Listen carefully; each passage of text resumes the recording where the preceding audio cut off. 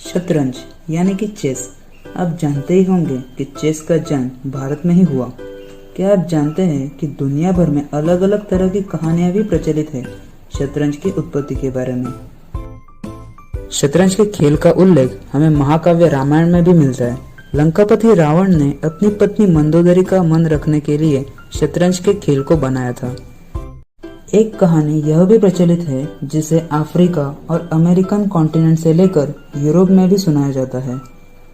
और कहानी शुरू होती है एक ऐसे राजा से जो कि अपने दरबार में एक बौद्धिक गेम के रचना को लेकर के एक घोषणा करता है कि अगर कोई ऐसा गेम बनाएगा जो कि हमारे बुद्धि का विकास कर सके तो मैं उसे इनाम दूंगा। ऐसे में एक गणित का विद्वान ऐसे गेम का आविष्कार करता है जिसका नाम है चेस। राजा बहुत खुश होता है। अब इनाम देने की बारी आती है। इस पर गणित का विद्वान कहता है, नहीं नहीं, मुझे इनाम नहीं चाहिए। पर राजा तो इनाम देना ही चाहता था। तब ऐसे में कुछ ऐसा होता है जो कि इस गेम की बौद्धिक महत्वता को सामने रखता है। आइए देखते हैं। राजा बहुत प्रसन्न हुआ और उसने कवि से अपना इनाम मांगने के लिए कहा। कवि ने मोहरों से सजे शतरंज की ओर इशारा करते हुए कहा, महाराज, अगर आप पहले खाने में चावल का एक दाना रखें और हर खाने के लिए उसे दुगना करते जाएं, तो मैं समझूंगा मुझे मेरा इनाम मिल गया। बस इतना ही? राजा ने पूछा। सिर्फ चावल का एक दाना और सोना नहीं? जी हाँ महाराज। तो फिर ऐसा ही हो। दरबारियों ने चावल के दाने रखने शुरू कर दिए। पहले खाने में 1, दूसरे में 2, तीसरे में 4, चौथे में 8। इस तरह वो रखते गए। जब 10वें खाने में चावल रखने की बारी आई तो उन्हें चावल के 512 दाने रखने पड़े। 20वें खाने तक संख्या बढ़कर 5,24,288 हो गई।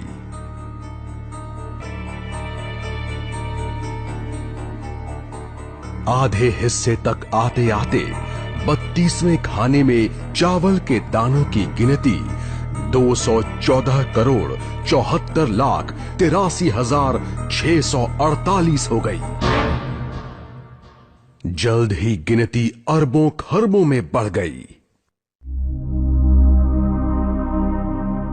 आखिरकार अभागे राजा को अपना पूरा राजपाट उस चतुर कवि के हाथों सौंपना पड़ा। और इसकी शुरुआत चावल के सिर्फ एक दाने से हुई थी। एक कहानी यह भी प्रचलित है कि पूरे भारत में राजाओं के बीच बहुत ही युद्ध होने लगे। ऐसे में एक विद्वान ने राजाओं की सम्मति से मिलकर के शतरंज खेल का आविष्कार किया। क्योंकि राजाओं में तो इसी बात की दौड़ होती थी कि कौन ज्यादा बुद्धिमान है और कौन ज्यादा ताकतवर है। तो इस बुद्धिमान व्यक्ति ने समझाया कि क्यों ना आप लाखों लोगों को युद्ध में ना मरवा करके खुद ही बैठकर फैसला कर ले एक खेल के माध्यम से कि कौन ज्यादा ताकतवर है और कौन ज्यादा बुद्धिमान है। और इस तरह से इस खेल का आविष्कार हुआ। तो कई लोग यह भी मानते हैं कि 6th सेंचुरी में भारत के गुप्त साम्राज्य में चेस की निर्मित हुई थी। इस युग को भारत का स्वर्ण युग कहा जाता है। माना जाता है कि इस युग में भारत से सोने का धुआं भी निकलता था। जो हमारा महाकाव्य है महाभारत, उसमें युधिष्ठिर और दुर्योधन ने एक गेम खेला था जिसका नाम था चौपट। इसमें शकुनी मामा ने युधिष्ठिर को अपना राजपाट हरवा दिया था। तो आगे जो भी राजा आए वह इस गेम को पसंद करते थे और इससे खेला करते। इस जुए के खेल में जो भी राजा जीतता था वह खुद को बहुत भाग्यशाली मानता और जो राजा हार गया करते थे उन्हें अपनी जुए में लगाई हुई सारी संपत्ति को सौंपना पड़ता था। बहुत समय तक राजाओं द्वारा यह खेल खेला गया। लेकिन कुछ समय बाद मगध के राजा इस गैम्बलिंग के खेल से यानी जुए के खेल से थक गए थे। उन्हें अब कोई दूसरा खेल चाहिए था। तो उन्होंने ऐसा गेम बनाया कि जो सिर्फ भाग्य से नहीं बल्कि बुद्धि से भी खेला जा सके। यह गेम ऐसे दिखने वाले बोर्ड पर खेला जाता था जिसका नाम है अष्टपद। इस अष्टपद पर खेले गए खेल को नाम दिया गया चतुरंग। चतुरंग का अर्थ है 4 भाग या फिर इंग्लिश में कहा जाए तो 4 डिवीजन। तब सेना के 4 भाग हुआ करते थे पैदल सेना, घुड़सवार सेना, हाथीसवार सेना और रथसवार सेना। इन चारों सेनाओं के दल से इंस्पायर्ड होकर 4 पीसेस बनाए गए। इन 4 पीसेस की अलग अलग एबिलिटी थी, अलग अलग दिशाओं में अलग अलग तरह खेले जाते थे। चतुरंग और चेस में काफी विभिन्नता देखी जाती है। चतुरंग का खेल 2 लोगों के बीच नहीं बल्कि 4 लोगों के बीच खेला जाता था। चतुरंग में हर खिलाड़ी के पास 16 नहीं बल्कि 8 पीसेस होते थे। चतुरंग में 2 लोगों का गठबंधन होता था और मर्जी के अनुरूप गठबंधन को तोड़ा जा सकता था। चतुरंग में आमने सामने की नहीं बल्कि साइडबाज लड़ाई होती थी। एक महत्वपूर्ण बात यह है कि चतुरंगा का खेल डाइस से खेला जाता था, इसीलिए यह किस्मत का भी खेल था और बुद्धि का भी। चतुरंग में रानी या वजीर नहीं होता था, क्योंकि प्राचीन भारत में रानी युद्ध में नहीं जाया करती थी। चतुरंग के डाइस की गिनती के अनुसार पीसेस को आगे बढ़ाया जाता था। यदि आपको 1 आया तो प्यादा, 3 आने पर घोड़ा, 4 आने पर हाथी और 6 आने पर राजा या सिपाही को बढ़ाया जाता था। यह गेम बहुत से राजाओं को पसंद आया, क्योंकि पहले वो जुआ खेलते थे और जुआ केवल और केवल भाग्य का गेम है। लेकिन यह जो चतुरंग गेम था यह बुद्धिमानी और भाग्य का गेम था। तो धीरे धीरे यह गेम पॉपुलर होने लगा और बहुत से राजा इसे अपने राज्य में खेला करते थे। 6th सेंचुरी खत्म होते होते चतुरंग को फारसी साम्राज्य मतलब अब की ईरान में इंट्रोड्यूस किया गया था, जहां चतुरंग का नाम अपभ्रंश होकर हो गया चतरंग। जब फारसियों को अरबों ने जीत लिया तो चतुरंग का हो गया शतरंज, क्योंकि उर्दू भाषा में च स्वर के लिए शब्द नहीं है। और जब यूरोप में शतरंज इंट्रोड्यूस हुआ तब फारसी वर्ड किंग के लिए शाह, इस शाह का अपभ्रंश होकर हो गया चेस और यही इस खेल का असली नाम हुआ। और जब किंग हार जाता था तब कहा जाता था शाह मात, और इस शाह मात अपभ्रंश होकर हो गया चेकमेट। इस गेम के नाम की तरह ही इसके बोर्ड में भी काफी विविधता देखने को मिली। पहले 6x6 वर्जन पर खेलते थे। 6x6 में 30 ब्लॉक्स रहते थे, जो कि बहुत ही छोटा पड़ता था। फिर 10x10 वाला वर्जन भी आया जिसमें 100 ब्लॉक्स रहते थे, जिसमें बहुत ही ज्यादा टाइम लग जाता था एक गेम होने में। फिर चेस का ऐसा वर्जन भी आया जिसमें 2 ब्लॉक्स एक्स्ट्रा थे। उन 2 एक्स्ट्रा ब्लॉक्स को सिटाटल बोलते थे। सिटाटल जो वर्ड है यह इंडस सिविलाइजेशन के मोहनजोदाड़ो साइट पर से लिया गया है। सिटाटल यानी कि जो भी लोग जो जमीन से ऊपर किसी गढ़ पर रहते हैं उन लोगों को हायर क्लास पीपल बोलते हैं, और जहां वह रहते हैं उसे सिटाटल बोलते हैं। इसी चीज को देखकर चेस में भी सिटाटल वर्ड यूज करा गया और सिटाटल के 2 ब्लॉक्स रखे गए। और अगर कोई राजा सिटाटल पर पहुंच जाता है इसका मतलब होता है कि अब चेस का मैच ड्रॉ हो चुका है।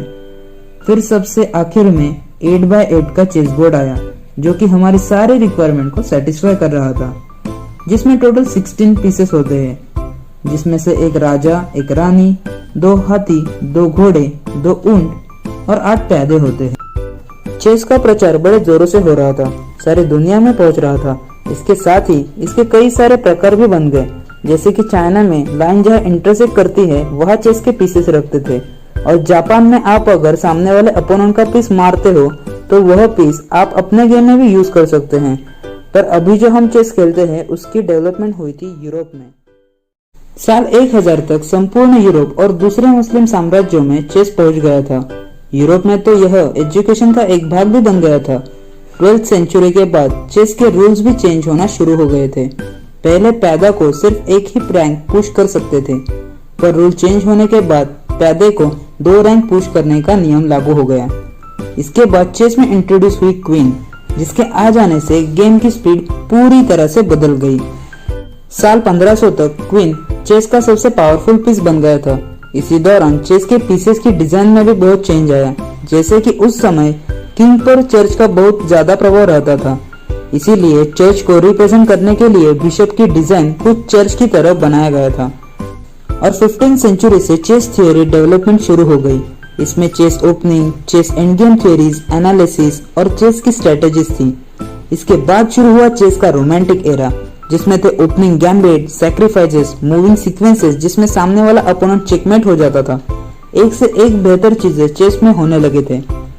और 19th सेंचुरी में बहुत सारे चेस क्लब खुल गए, चेस बुक पब्लिश होना शुरू हो गई, चेस जर्नल छपने लगे। 1851 में पहला मॉडर्न चेस टूर्नामेंट का आयोजन हुआ लंदन में।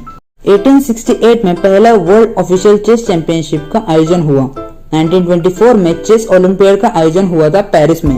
यहीं पर फीडे की यानी कि इंटरनेशनल चेस फेडरेशन की स्थापना हुई थी। इसके बाद दूसरे महायुद्ध के दौरान रशिया ने चेस में सारी दुनिया को डोमिनेट कर दिया था और रशिया के डोमिनेंस को किसी दूसरे देश के प्लेयर ने नहीं खत्म किया, तो इसे खत्म किया था IBM के कंप्यूटर डीप ब्लू ने।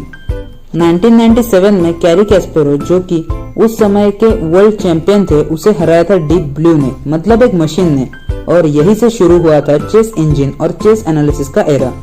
21st सेंचुरी में चेस एनालिसिस और चेस इंजन पब्लिकली एक्सेसिबल हो गया था। इस वजह से 21st सेंचुरी में ऑनलाइन गेमिंग बहुत ज्यादा ट्रेंड में आ गया। ये था चेस का अब तक का इतिहास। इस वीडियो को ज्यादा से ज्यादा शेयर कीजिए ताकि सभी लोग चेस की हिस्ट्री के बारे में जान सके, और लाइक, सब्सक्राइब और कमेंट तो आप कर ही देंगे। Thanks for watching.